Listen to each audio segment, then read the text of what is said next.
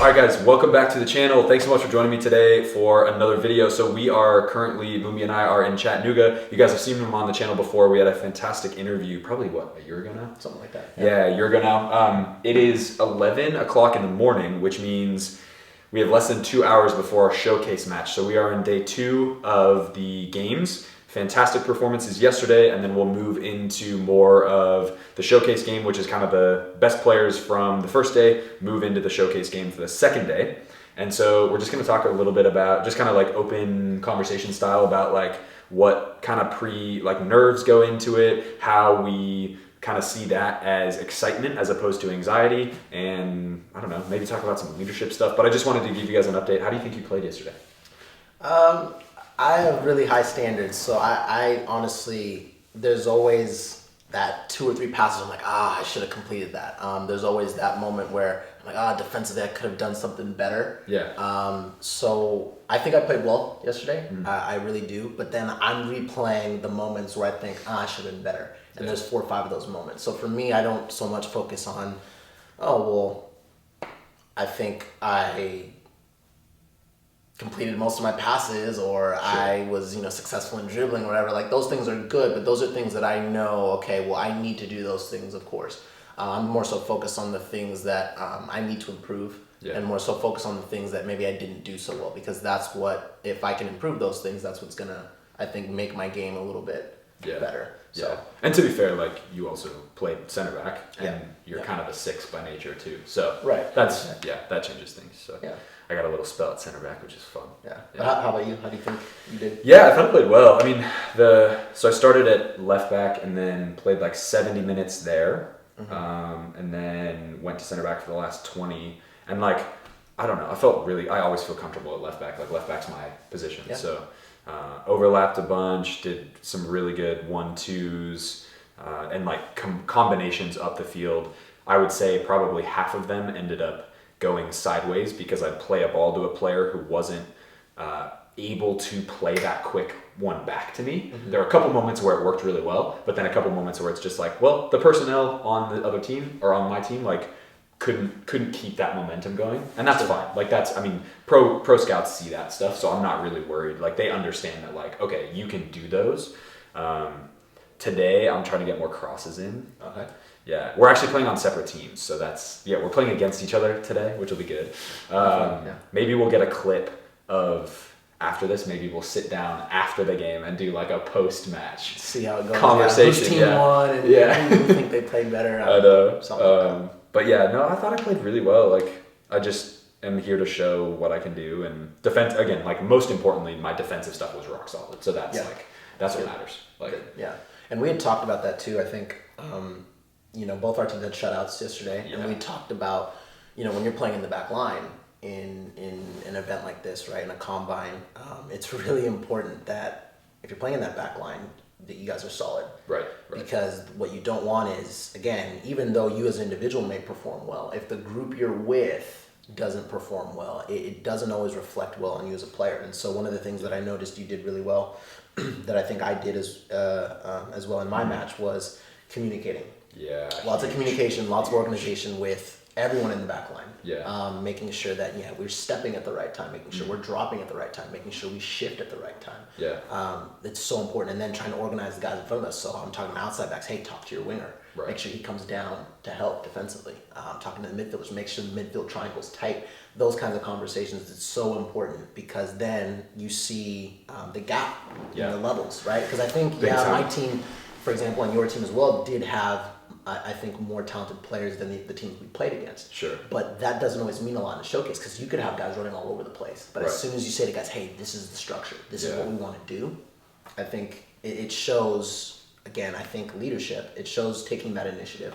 And those are things that coaches, I think, appreciate and value at this next level. Yeah, and the communication for me, like, I think the biggest thing that does give you an edge up among, say, a player. Like, if you and I are the same position, same talent level, same everything, the one of us that is constantly encouraging his teammates, constantly making, tactical shifts based on the situation, and making sure that, not only do I know where I am on the field, but like I have to know where the other guys should be, and the guys in front of me or the guys behind me or whatever. And so that communication really does make the difference between a guy who gets signed and who doesn't get signed. And obviously you have to be good enough technically and stuff, but like the communication, man, like you get noticed. Like the guys obviously who are talking the most get noticed first, because it's like, he's yelling, I can't not understand what he's saying. Right.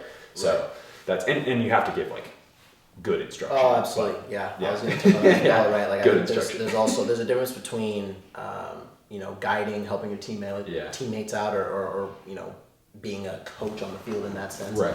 Then there's the other side of it where it's just noise, right? Where you might not be telling anybody anything of substance that helps in the game. Right. Whether it's a decision they made. Right. So in this environment, for example, because one of the things we saw yesterday was, guys getting after each other for certain decisions, but it's like, we don't play on the same team. Right. We're here for the weekend and we're together for 2 days. Right. So we don't know where guys are coming from. We don't know what they've been conditioned to do in their position or what ideas they have about the game. It's just, hey, you're on the same team, play.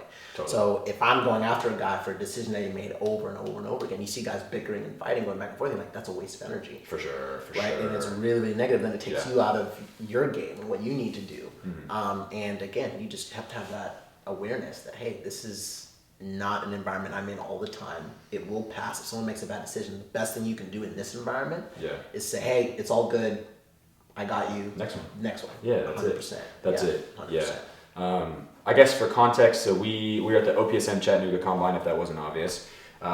We have, let's see who's here. So Atlanta United's here. Chattanooga, obviously. Chattanooga and NISA. We have, what's the one that I'm thinking of? Legion. Birmingham Legion's here. Northern Colorado Hailstorm. Triumph is here, I think. Greenville Triumph is here, and then Tormenta is here. Those are the only 6 that I know. Did I miss any? I don't think so. So there's actually a really good amount of coaches, and I think again, it's about putting yourself in opportunities that both of us, hopefully after today, will get confirmation from a coach that says, hey, we want you, or we want you to come to preseason or whatever. So it's a preseason invite, it's a contract offer, or it's a let's get this done right now. And so ideally, we both get signed today, or at least have verbal confirmation that they're interested. We'll send through the paperwork. Who's your point of contact, etc. And so we've just been talking as well about what representation means and sort of the pros and cons, because I'm technically with OPSM, Moonby's not, and so it's how do we go about it differently? So I guess let's say you were offered a contract today. What are your thoughts on representation versus no representation? So my thoughts on it are simple in terms of moving forward. I had talked to you about this before that I was hoping to at some point get representation. And the reason being is because it opens the door to so many other things. Totally. If you have that representation, you have valuable connections, whether it's in the soccer world and finding a contract, finding a team, or whether it's, we're both involved in business outside of soccer, right? For sure. So you have your brand and your business. I also have my brand and my business. And so link in the description box. So making those connections, right? I think that's huge. It's invaluable. Yeah, it's so important. There's so many things that you can do. I've seen the work that you've done with OPSM for your personal brand, and it's amazing. Now your face and your name is everywhere, and people can see, oh, who is this guy? Right. Oh, it's Noah Cavanaugh, and then they link you, right? And now people can go click on your website. For sure. Right? They can go click and see what services you have, what products you have. The same thing for me. I think obviously the soccer is important, but you and I also had a very deep discussion about the reality of what it's like to play professional soccer in the U.S. For sure. And in most places in the world. A lot of guys are not making the kind of money that you can live on and even live comfortably on, right? And then there's standards of living, obviously. But so it's important to have something of our own. It's important to build a brand, a business, a training program that can be used to supplement whatever you're making from the program, because you can possibly have a great career. Right. At 8, the average career is a lot less than that, but you and I want to play for a lot longer, right? You can have 5, 6, 7, 8 year career, but at the end of it, you don't have savings. You don't have an opportunity to whether it's buy a home or whatever that might be. It's a career that's different than other careers in that sense. And we do a lot of work, and so it's important then to take care of ourselves. And so that's kind of my idea behind wanting representation and seeing what that looks like. Yeah, it should be good. I'm interested to see like moving forward what kind of opportunities come, because I think, for me, obviously OPSM was responsible for Australia. Yep. They really helped with contract negotiations with LA Force back in 19, which is when I first signed with them. And then they helped with a negotiation in Australia, which I actually ended up getting the connection for because I was down there. I switched teams to an NPL team, and then I'm trying to think.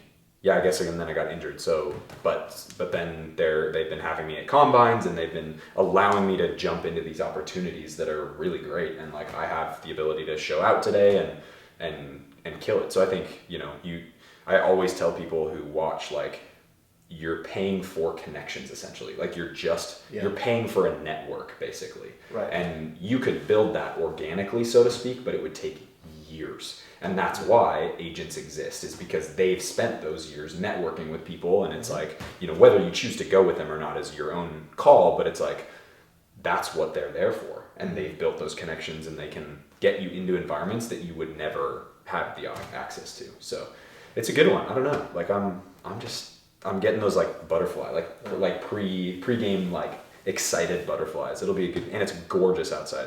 I'll try to take some drone shots of the stadium, but it's a beautiful day today here in Chattanooga. It's freezing too. It's like 30 degrees. Something like that. Yeah, it should be good. Anyway, so that's the update. We again have about just under 2 hours before we kick off, and then maybe, depending on how I'm feeling after the game and how things go, I may have some good updates, and we'll sit down again and we'll chat. So it'll be good. I'll see you guys after the game. All right, game is over. We're back home, and I think we're both dead. Yeah. I'm so tired. Two games in 2 days. That's crazy.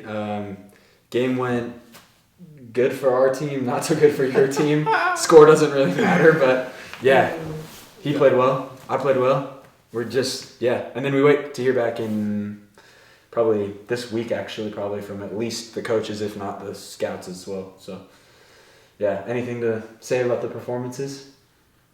I mean, I thought you played really well. Thanks. Obviously, you have your qualities, and when you get on the ball and you're going forward, it's fun to watch. I just wish you were on my team. But, no, it was good, man. It was good. It's just always tough in that environment. It's a combine, and guys are coming from different places, like we said before. So, right. Like, your team was really organized today. That was the difference in each of the games. Like, the team that had the better organization and the guys that could, had some chemistry and could figure it out together, were the teams that were successful, right? You guys defended really well, stepped into us. You made guys uncomfortable. Then on the ball, you were good. So for us, it was really tough. We felt like we had to run and cover a lot of ground because of how disorganized we were. So that's how it goes, though. But you just hope that you can have your moments, at least in a game that was as lopsided as it was, where you have those moments where you can show what you can do, at least, and then hopefully people can see, okay, well, objectively, there's one side that's significantly better. It's interesting. I don't know, like, whether because I don't think they intentionally did it that way. Like, I mean, again, like, I guess it depends. I thought I didn't realize, like, the back lines, and because we had a very organized back four, and then our six did a good job. I mean, our six did a good job as well. So I don't know. I mean, I think it's kind of weird that way. You just have to show what you can. Like, the score at the end of the day, I don't think really matters, because there'll be guys that'll be looked at seriously from both teams. And it's just a matter of, like, taking that opportunity. So time to get up early tomorrow morning and go back to Seattle. Because we're like in Tennessee. Bloody hell. Okay, that's it for the video, guys. Thanks so much for joining us for this update.